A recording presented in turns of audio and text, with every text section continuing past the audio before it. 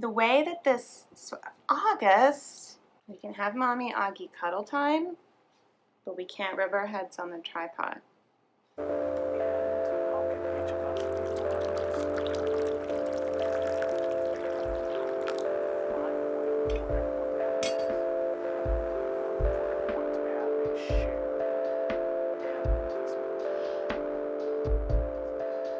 Hi, welcome to another episode of Yarn to Table. I'm Celeste, and this is the show about my knitting life.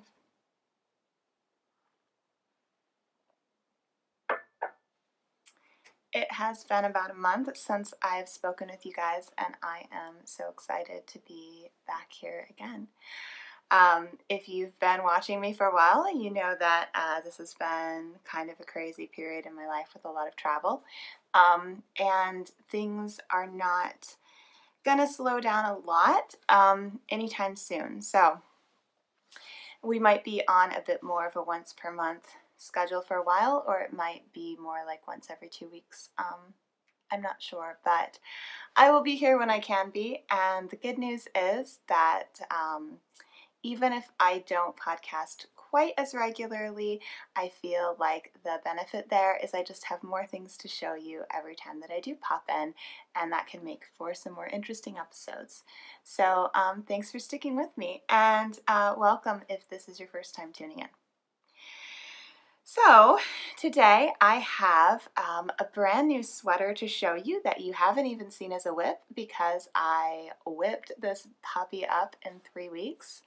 I also have finished socks, a single half object sock, and I have a brand new sweater whip that is a new cast on to share.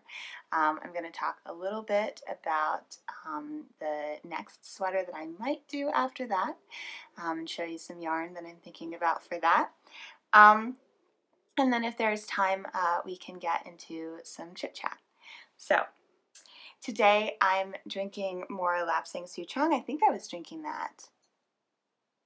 Was I drinking that the last time I saw you guys? Yeah, because I had just gotten it. I'm having that again with some honey in it. And I'm having it out of this mug, which I got while I was in Wales. It says Cwtch, which is the Welsh word for a cuddle, snuggle, hug, or a small cupboard or safe space. It doesn't have an exact translation, and it's probably my favorite word in Welsh. As you can see, it does not have what an English speaker would recognize as a vowel, which I think is really fun, because that's just a classic thing from Welsh words. As you look at them, you have no idea how to say them. But W actually acts as a vowel in Welsh.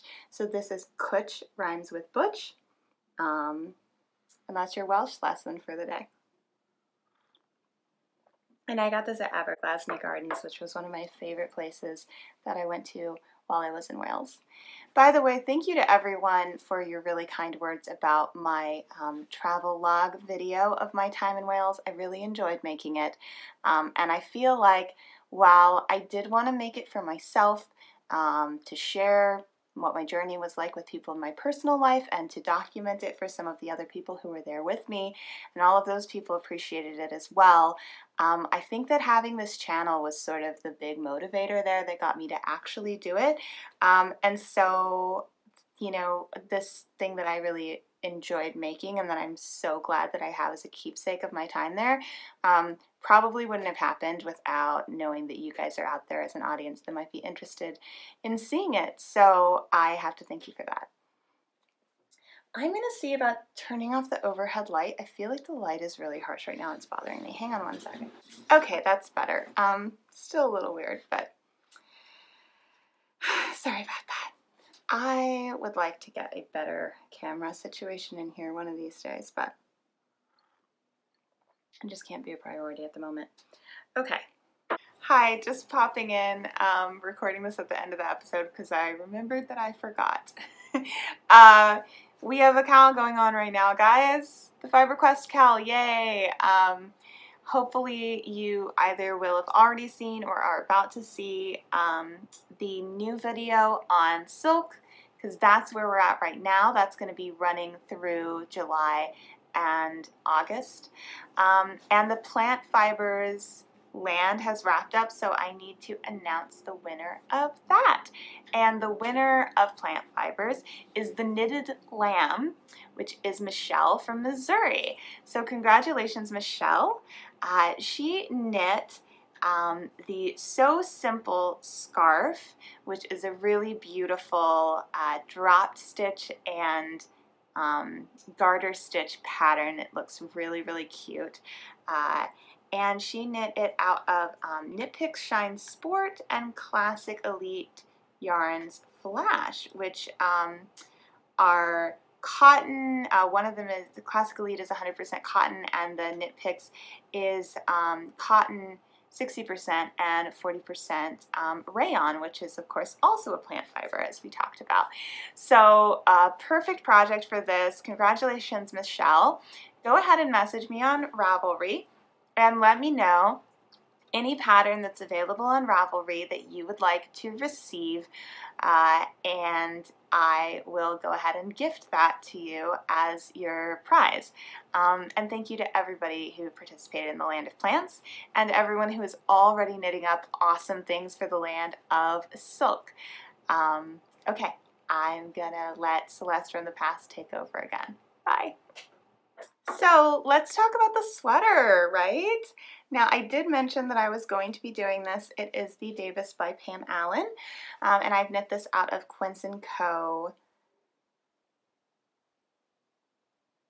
Kestrel, which is actually an Aran weight, sort of ribbon style, 100% linen yarn. You can see up close what that kind of looks like all knit up. Now, as I said, I zoomed on this thing. I got it done in 3 weeks. Some of that time I was in Cambridge and I wasn't even really knitting on it that much. I would knit every few days or so, maybe in an early morning if I woke up early, because I couldn't sleep, because that's just kind of how I am when I travel. But during the day, I pretty much had to knit on my socks because I had made it all the way up to the underarm basically by the time I got to Cambridge, and so there was a little bit of shoulder shaping. There's some short rows going through here, so that you have more of a slanted angle here instead of straight across, and then obviously the neck shaping. And so as I was getting into that, I wasn't really working on it during the day while I was in class. I then went ahead and finished it just after I got back from Cambridge, and I knit each of the sleeves, which are, you know, on the shorter side, so they knit up fairly quickly, especially just how chunky this yarn is and the fact that I really, really wanted to wear it because it is a wonderful summer garment that I can wear this time of year, even though it's so hot here. So that was a big motivation, and then obviously it's just so vanilla that other than the shaping, there wasn't a lot to think about, and so I feel like that helped it go quickly as well, because I'm at a place right now in my knitting where you know, sometimes I'm at a place where something with a little bit of interest goes a lot faster than vanilla. Right now I feel like my head is kind of not fully able to focus on my knitting, and so vanilla things seem to be going the very fastest for me right now. And you'll notice that's basically everything that I'm working on right now is vanilla in some way, so we'll get into that. But yes, so I'm going to stand up so that you can kind of see the swing of this and how it fits, and then I will talk a little bit more about it. So you can see it's kind of nice and wide and swingy with plenty of ease, and it's got a little bit of a translucence to it, but not too much. So it is actually knit with no ribbing or anything from the bottom up. It's just a plain stockinette, and you can see the same thing on the sleeves here. They're just stockinette that ends, which I really like that look, and it actually works with linen because linen is not as elastic as wool, so it doesn't just roll up on itself the way that wool would. It rolls a little bit. I've actually only steam blocked this. I haven't done the full block simply because I really wanted to wear it right away when I finished it, and I don't know, I just couldn't wait, and then since then I haven't really just gotten it together to make a full block happen, so I think I might eventually, but I think it wears fairly well. I mean, I do think that everything's going to look a little bit smoother and tidier in terms of the irregularity and the sizing of the stitches and things like that once I give it a full block, but it looks fine with a seam block. Anyway, what I was trying to say is that it doesn't like really curl up on itself. It did a little bit before the seam block, but not nearly as much as wool, and afterwards it's just totally fine.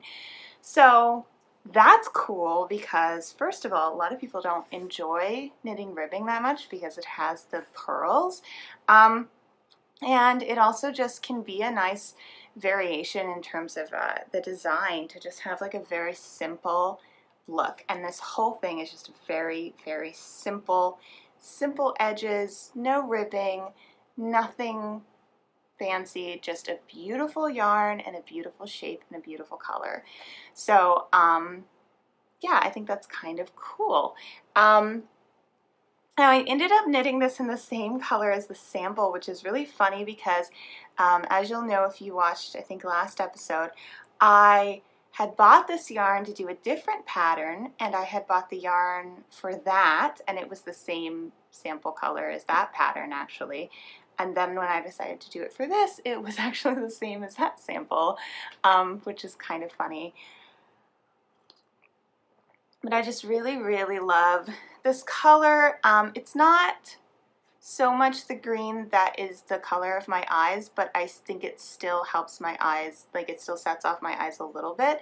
I like to wear green for that reason. In this light, you can't even really tell. But yeah, and it's one of those colors that I think is like almost universally flattering and just very, it's not like super loud. Like I think if you wear a lot of neutrals, this can slip very effortlessly into a neutral wardrobe. And if you're wanting to branch out and wear more color, but you're sort of hesitant about it, I think this can be a nice color to get into. Now I've said all of that, and I'm going to have to actually look up the name of the colorway because I did not write it in my notes. It is Urchin. Yeah, so this is Quince & Kestrel in Urchin. Now the next finished object that I have is my socks, and I only have one of them on the blocker because I have another sock to show you on the other blocker, but you can see I do have two. And I showed off this as a half object last time, so there's not a lot new to say, but now that they are finished, I can get to the wearing, and hopefully I can report back in terms of my experience wearing socks that are made with 100% wool and no nylon, because I'm curious to see how they hold up, and they are certainly just very, very, very beautiful. So excited to wear these. Yeah, I think I pretty much covered them in the last episode. If you haven't watched, this is beautiful Retrosaria yarn, giving it this nice little micro stripe, and not only is it 100% wool, but it is 100% non-superwashable, so it's just very, very yummy to work with. Absolutely love that. I did my standard Fish Lips Kiss heel, which I am now doing where I go all the way down to just 4 stitches to make it a little bit deeper and a little bit pointier, which helps fit my heel better. And typical wedge toe, and yeah, just my normal sock. I finished these while I was in Cambridge, and I started another sock there, and I have a half object to show you for that. And you can see it's got a little extra room in the toe, and that's because this is a Ryan sock. So I am really, really jealous because I love this yarn, and I actually bought it with myself in mind. Then when I started looking at it, it became just abundantly clear to me that these were Ryan's colors. Like, this is everything that he wears in his wardrobe. He literally has a pair of pants that are this sort of oxblood color, a pair that are sort of this teal color, and a pair that are similar to this green color. Like, and these socks would look incredible with any of those pants. So these are entirely his colors, and I realized that even though I love this yarn and I would love to wear these socks myself, they were meant to be for him. So I've been wanting to knit him another pair of socks because he does appreciate his socks so much. He now has 3 pair, and he doesn't need a ton because he doesn't wear wool socks every single day in winter like I do. But he just loves them, and I love making them for him. So this yarn is my current favorite, my just current obsession in terms of indie dyed self-striping, which if you've not worked with indie dyed self-striping, you absolutely should treat yourself sometime. It is one of the more expensive yarns you can buy because it tends to be more expensive than indie dyed that's not self-striping, and that's because the self-striping process is very labor intensive. They have to totally reskein it in this weird way to figure out how to get the stripes to work. But indie dyed self-striping, as you can see, has just all this beautiful variation in the tones of every single stripe, and there's just no comparison. Like, this is so much more beautiful than something that was knit with like a Felici. And although I do have some Felici in my stash still that I'm planning on using, I'm just kind of very over it at this point. Like, it has its place, and it has some really gorgeous color combinations, which is why I have it in my stash. The base I don't think is that great. I don't have a problem with the Knit Pick Stroll base, but I think the Felici base is really splitty and not like tightly plied enough. I'm not a fan of it. And while it's beautiful, there's just no comparison when you look at something that's been indie dyed. In my personal preference, like what my taste is, I just love the depth of color that you can get with an indie dyed yarn. And you know, if I were knocking out self-striping socks just left and right, I, you know, wouldn't be able to afford to like do indie dyed all the time. And so I totally recognize that that's sort of where there's a place for other things. Everyone has a different budget. Everyone has different, like, you know, expectations from their yarn. I will just say, if you've been thinking about trying an indie dyed self-striping yarn and you're sort of wondering if it's a good investment or if it's really all that different, like, my vote is try it. You'll love it. So this is my current sort of favorite indie dyed self-striping. I've actually only bought from 2 people before, and they're both absolutely incredible. My first one, my first indie dyed self-striping is from, see, this is the mind mush that I talk about in grad school. I just can't remember names. 1 second. Jinx. So Jinx, who makes absolutely beautiful yarn, and I completely love her self-striping yarn. This is the first time that I've worked with some that is from someone else, and I absolutely love it too. This is from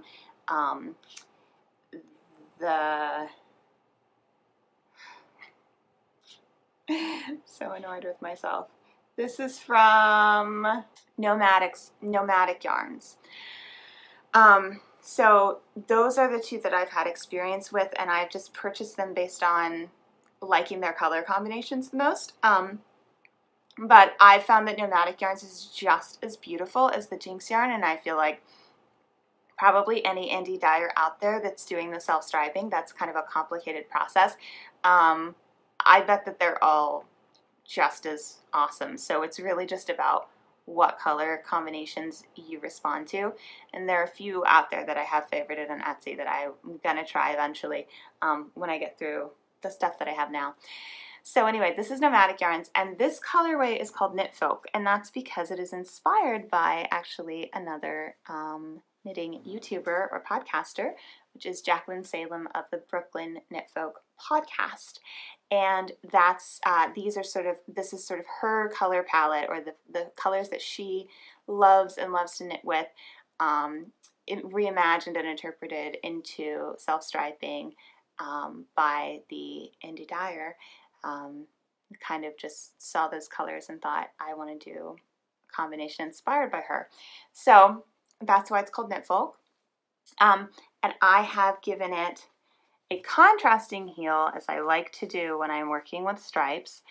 And the contrasting heel is the Dirty on Purpose that's left over from my Tenya, which is, of course, a Woolen Vine yarn. So I think it looks really, really nice with this.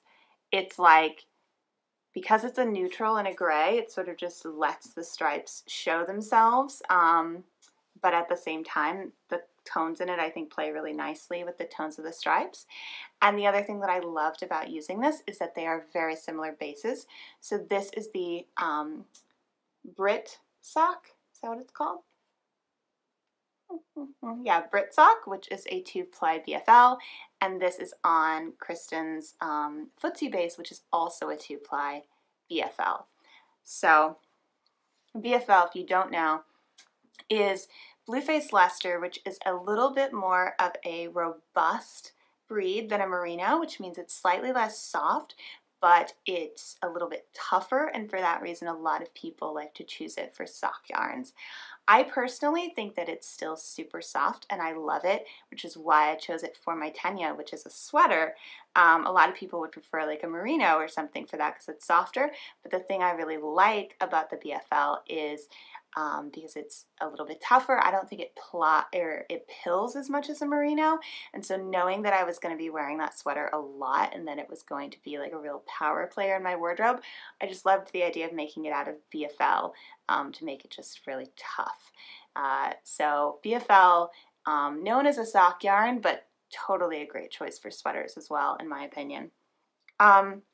Doing this for Ryan, I'm trying for the first time giving him a pointier Fish Lips Kiss heel because I want to see how that fits him.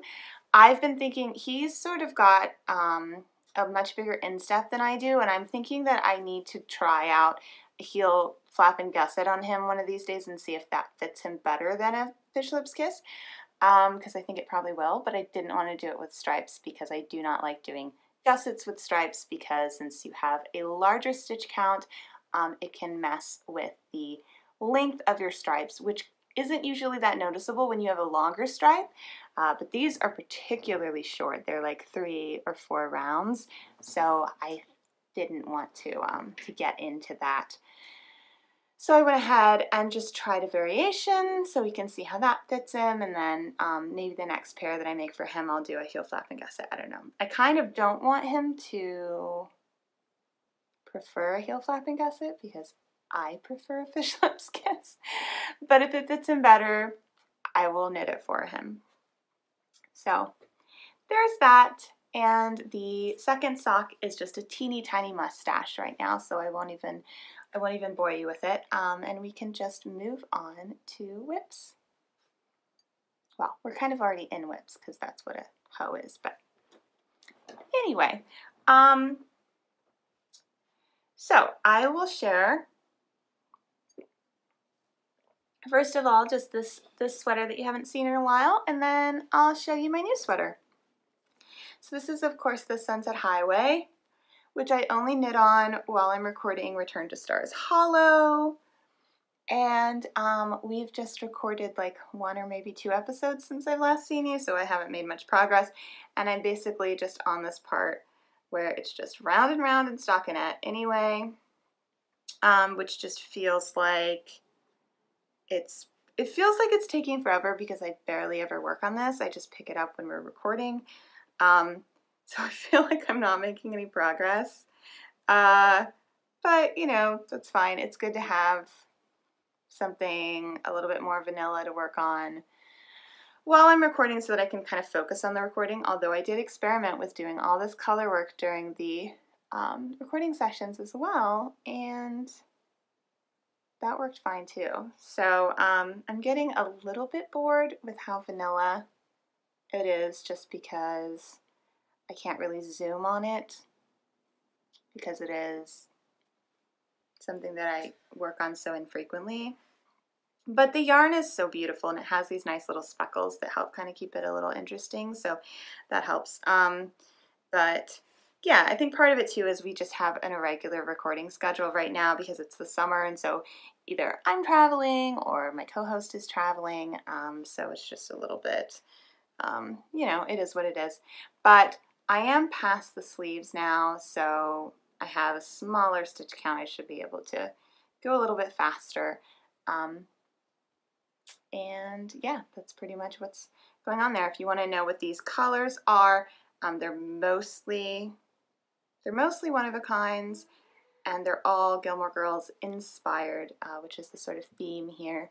Hi, sweetie. Come here. Okay. Well, I'm recording right now, okay? You want to come get in my lap? But they're all listed on my project page, which is where you can always find details like that.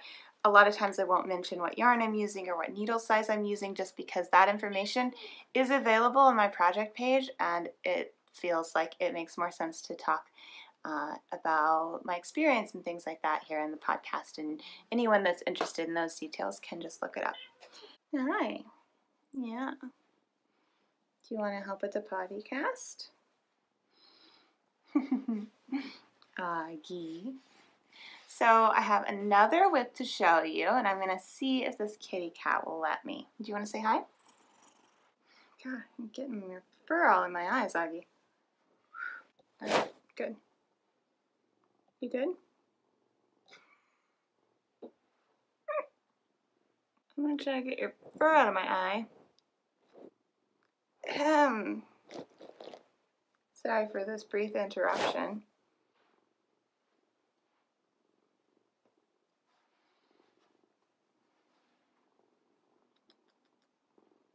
Yeah. We haven't had cuddle time today yet, and that's why you're interrupting the podcast, right? Because I recorded a little earlier in the day and threw you off a little bit, didn't it? We can have cuddle time now. No, we can have cuddle time now. That's all right. We can have cuddle time during the podcast. Yeah, it's okay. Okay, so my new cast on is a sweater, and it is my Wispy sweater, which is a pattern by Hannah Fettig that I was trying to cast on last summer. It feels kind of like a summer garment just because it's sort of a light fingering weight, 3/4 length sleeve, open cardigan, more like something to just sort of that you could throw on in the, you know, to keep the chilly AC off you in the summertime. So I was trying to cast it on last summer, and I was having a number of gauge issues, and I just kind of got frustrated with it. It sort of like was stalling out. I wasn't that excited to work on it, and then fall was coming and I wanted to work on other things. So I just kind of set it aside, and I thought I will come back to this next summer, and here we are. And I made sure to kind of take some time. I had knit a couple gauge swatches at different needle sizes, and I also knit a ribbed gauge swatch to kind of get an idea of what the cuff size was going to be. And what I ended up doing after, you know, all of these different things is sizing down in my needle as I normally have to, and then also going down to an adult small size instead of the medium that I would normally do, just because I think the fit that she was expecting it to have, that it was designed to have, is maybe just a little bit bigger than what I wanted it to have. And so just looking at the schematics of how big around the cuff was meant to be at a size medium, it was just bigger than I would have wanted it to be. So I figured that the small size was more likely to fit me how I wanted it to fit. So I did that. And then I've also made a change, and I think when I was knitting it last time, so let me show you how this works. Whoop, there he goes. Yeah? Whoop. Okay. You can't just have your tail in the camera while I'm recording. The way that this, so August, we can have Mommy Augie cuddle time, but we can't rub our heads on the tripod, okay? All right. So the way that this sweater is constructed is that it starts at the cuff of one of the sleeves, then you knit the sleeve, then you knit sort of across the back like you're doing a little shrug, and the other sleeve, and then at that point you pick up all around the edge of the shrug, so like behind your back, under your armpits, and across the back, and like across your back, and you do this sort of ribbed thing that becomes like the collar line and everything, and then you go around to the back and you pick up from that ribbing and you knit the lower portion of the cardigan that is sort of just the back and where it comes into these sort of points that become the sides of the cardigan. So it's an interesting construction, which I think is going to be fun. Sorry I keep scratching, it's just because I have cat hair all over my face right now. So the way that it is written is that the sleeves would actually be knit flat. I knew that I wanted to knit them in the round because, I mean, I know that seaming them would add like extra structure, but just the way that this cardigan is designed, it's not like a big structured thing. Like, I just don't think it's necessary. So I feel like the added structure is the only reason I can imagine that Hannah Fettig would have designed it the way that she did. Or maybe she thought some people would prefer to knit them flat. I don't know, but I wanted to knit them in the round. So what I've done is I've actually kept the stitch count the same, and that was one thing that occurred to me was, you know, you'd have a couple extra stitches for the seam, which would make, if you adapted the the regular pattern for knitting it flat into in the round, and you don't delete any of the stitches, it's just going to be a little bit bigger than it would be because that seam is going to take up just a couple, maybe like 2 or 3, to 4 columns of stitches. So what I did going down to the size small is I decided that I was just going to keep the original stitch count because it would make it a little bit bigger than a small, which is kind of right in line with where I wanted it to be anyway.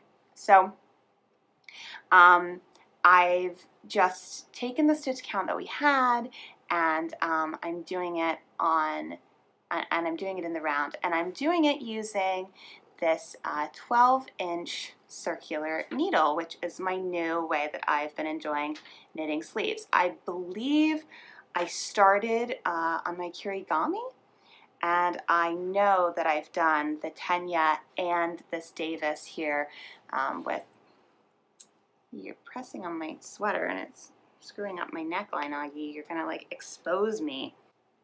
There we go.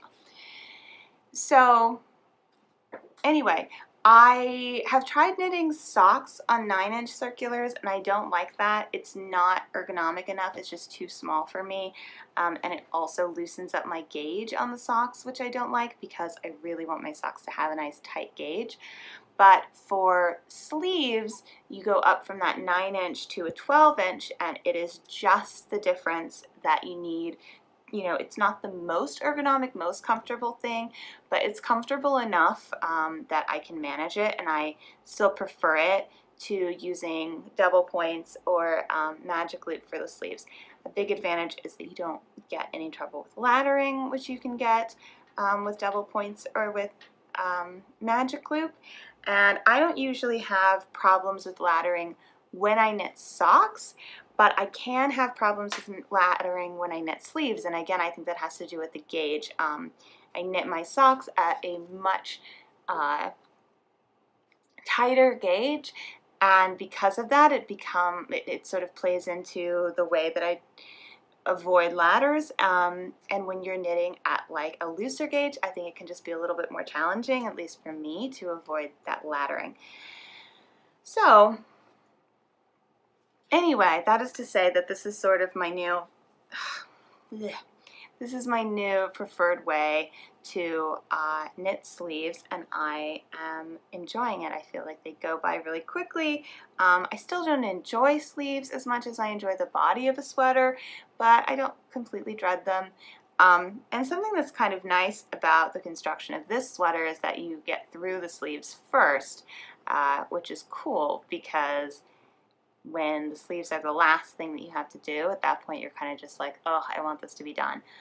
Although that can also be an advantage because it can help you to power through the sleeves because you want that garment, so it can go either way. But anyway, the way that this pattern is written is that you're supposed to knit this sleeve flat, and then when you get to the part where you're going to just start knitting across the back, you're supposed to sort of cast off some stitches in certain places, and I've already figured out how I'm going to manage doing that in order to easily move from the round to flat and have everything be exactly where I need it to be. So I'm not going to give the details of that because that's kind of part of the pattern, but I've figured that out in my head, so I think everything should be working out with this alteration in the way that I'm constructing it.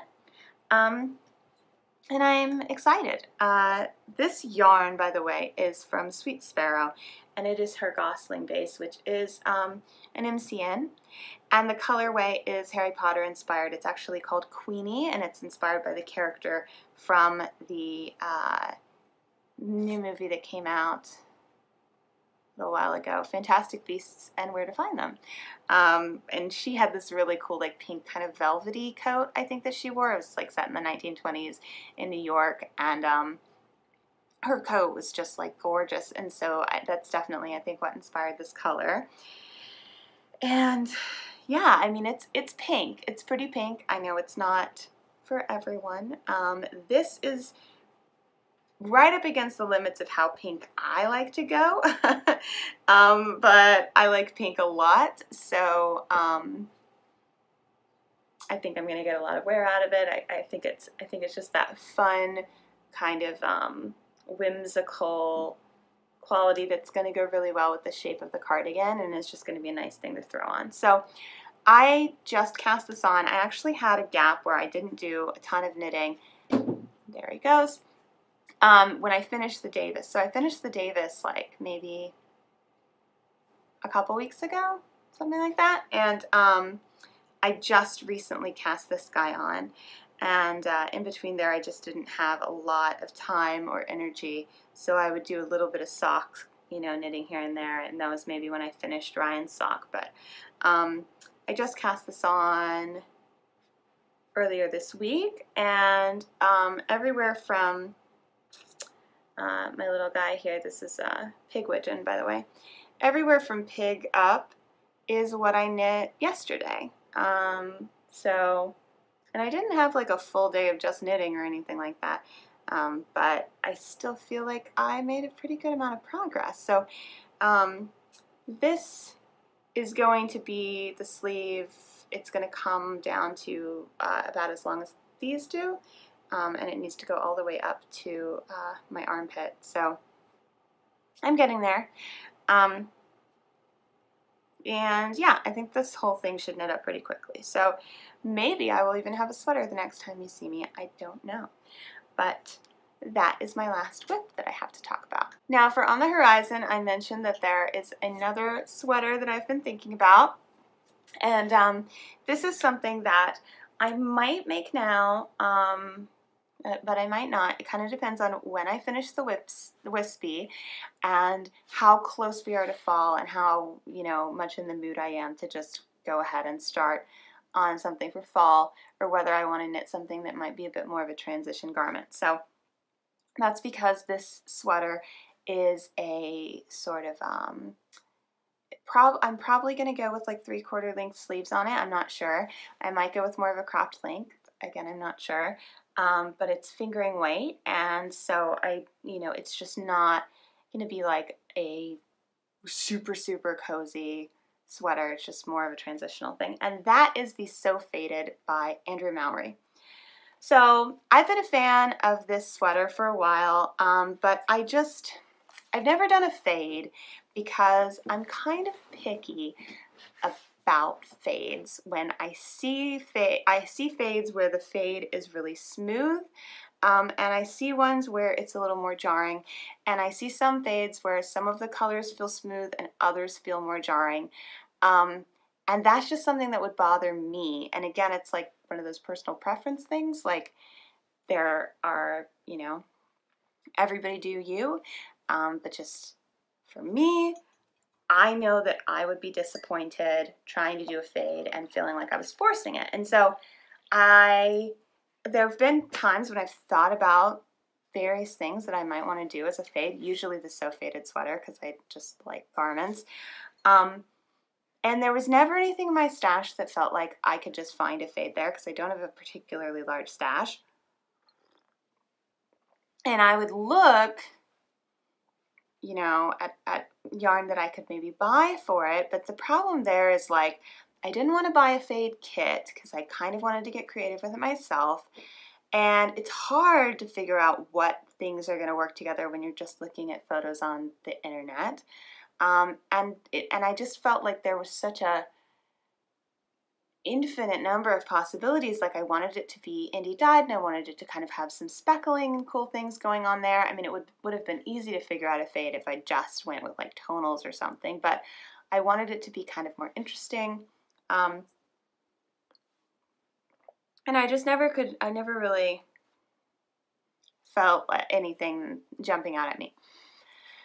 So then recently I was looking at my stash and I have a few different Homespun House Harry Potter skeins still fully in the skein, and I'll just show you what I'm looking at here. That I didn't have any plans for because they're sock clubs. Well, they're sock yarn, whatever.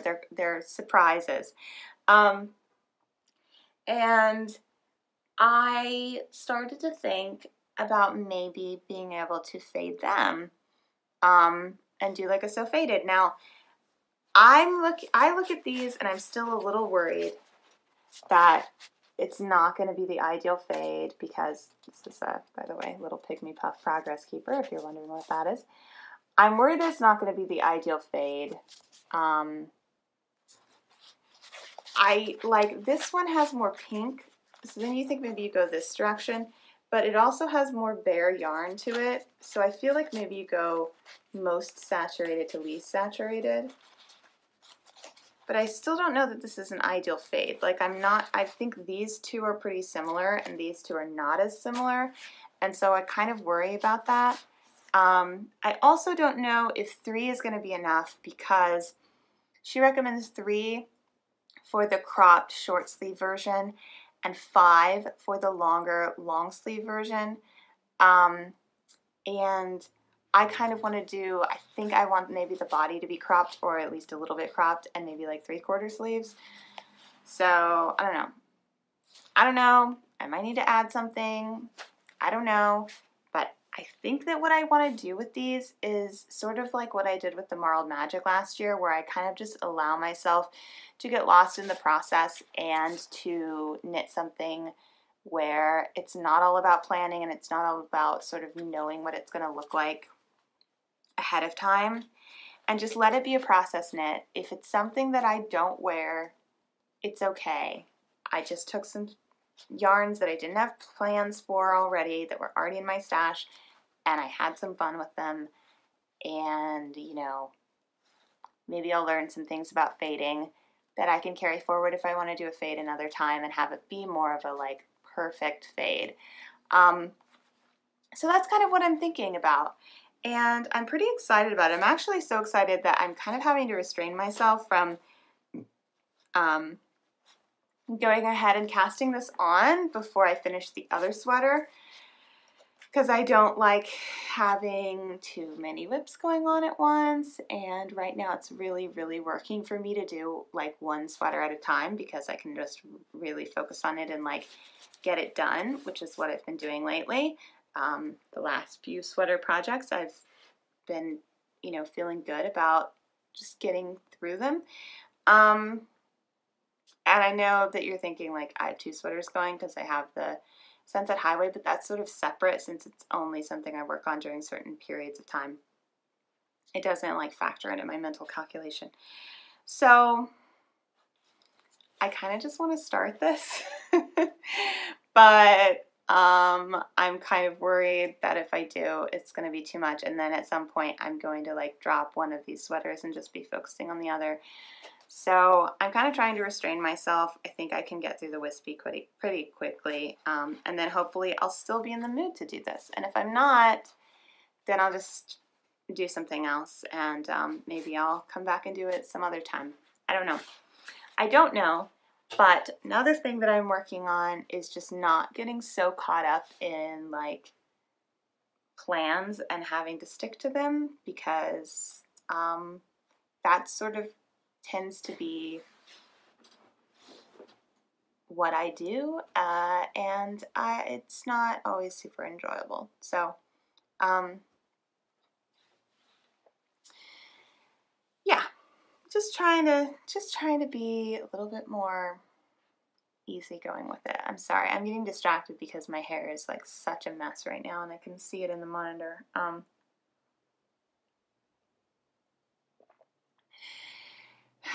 It's summer. What can I say? This is what my hair looks like in the summertime. So yeah, so that's my tentative plan for that. And now I guess we should get into some chit chat. I'm gonna go ahead and work on my sleeve since it's nice and vanilla. And I haven't really planned on what I wanted to talk about for this, because I wasn't sure we'd really even have time for chit chat, to be honest. Since I had so much to show you. But, so I guess I'm just going to talk about what's going on in my life a little bit. Right now, I am into my third of 4 semesters for my master's program. It's kind of full speed ahead after the residencies, and I'm working toward my first deadline, which will be in early August. And that's exciting. I have a lot of reading to do. I've been getting my creative writing done, and so far I'm not falling behind, which feels good. This semester we have to write a 12-page essay, which is, like, I write essays all the time, like personal essays, because I'm in nonfiction, that's what I do, but it's called the craft essay, and it's more of like a sort of academic style essay. In previous semesters, we've been writing like 8 kind of mini essays over the course of a semester, and now we're writing like 1 larger essay. And a lot of people kind of freak out about it, but to me it feels slightly easier because I don't have to think of like 8 different topics and just constantly be working toward those. It's more like you know, just one thing. So, and part of my deadline is turning in the outline for that. So what I've been asked to do by my faculty mentor is to do just like a close reading of this one book, which is actually I have it right here. It's Citizen: An American Lyric by Claudia Rankine, which is typically considered like a, I mean, it's, you can see right here, it's shelved with poetry and essay.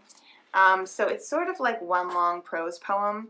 You could also call it one long lyrical essay or a series of lyrical essays. And I'm basically just doing a close reading of it. So my mentor knows that my background is in poetry and that I'm interested in both poetry and nonfiction. So she thought it would be an interesting book for me to tackle from that perspective. And I think I have a lot of things to say about it. It remains to be seen if I have 12 pages of things to say about it, but you know, we'll get there. We'll find out.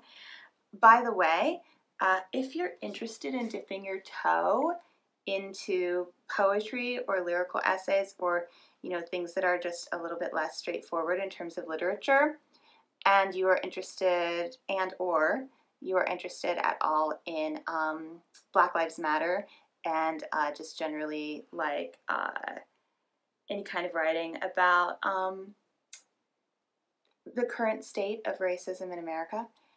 This book is really, really, really good, and it's got a lot going on, and I would definitely recommend it. So check that out, by the way, if that's your thing. I realize it's probably only the thing of a small portion of people, and other people out there going, what's a prose poem and what's a lyrical essay and what is this lady talking about?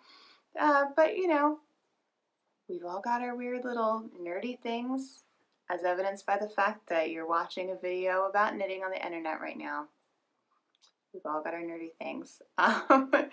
And most of us have multiple nerdy things, which is great. So anyway, there's that. I know some of you enjoy when I talk a little bit about what I'm reading. So I figured I would share what I'm reading / what's going on with school. So yeah, I'm feeling right now like I'm keeping up with school, which is good. It's also early, and I've got a little bit of dread about, you know, getting toward the end of the semester, and, you know, kind of keeping my pace and my momentum the whole time, but I'm trying to just live in the moment and enjoy it. Of course, now that I'm halfway through the program, I am feeling like, hey, this is all going to be over soon, and that definitely comes with some mixed feelings. Like, part of me is excited about how pretty soon my life can a little bit go back to normal, and just like what can happen after that when I have more free space to do the next thing. However, I'm also preemptively very melancholy about the end of an era, because I really enjoy being a student.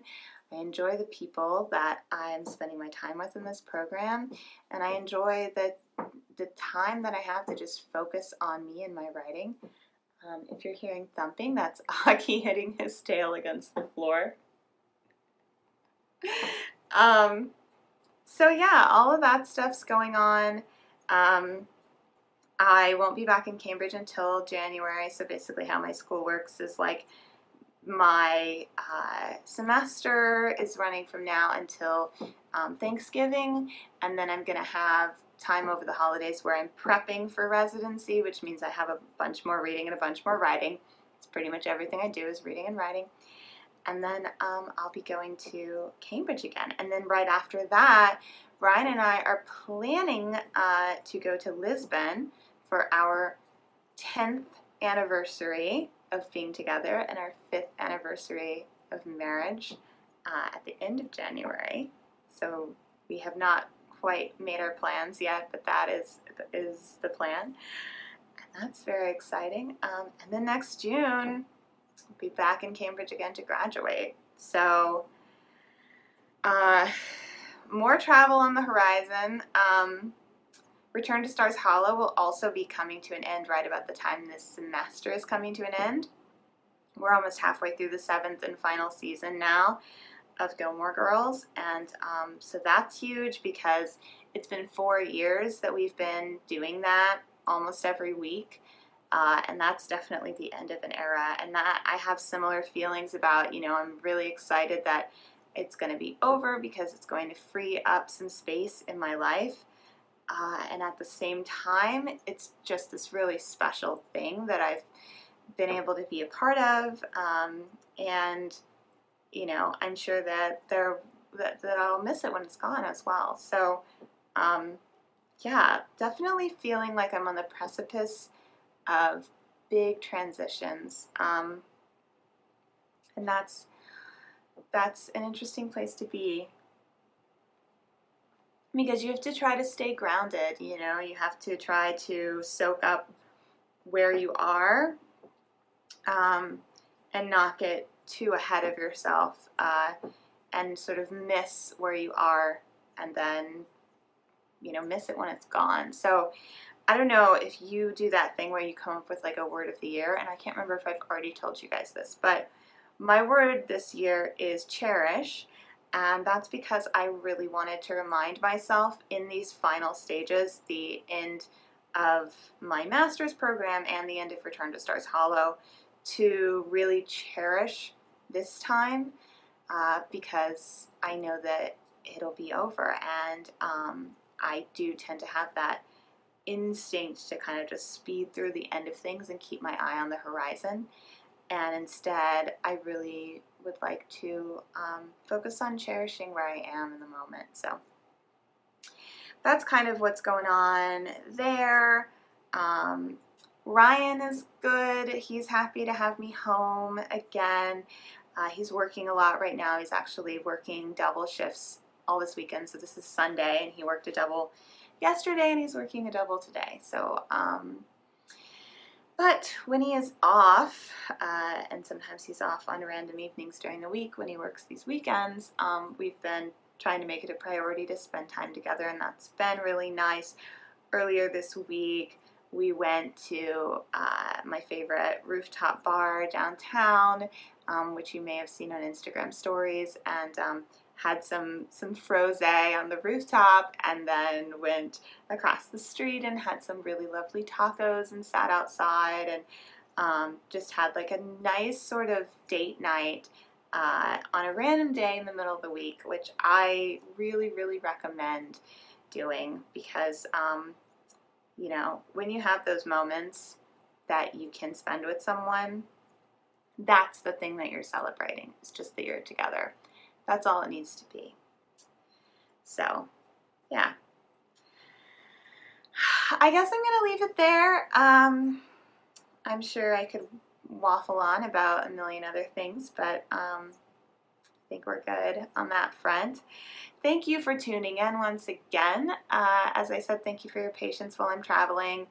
And I will see you next time.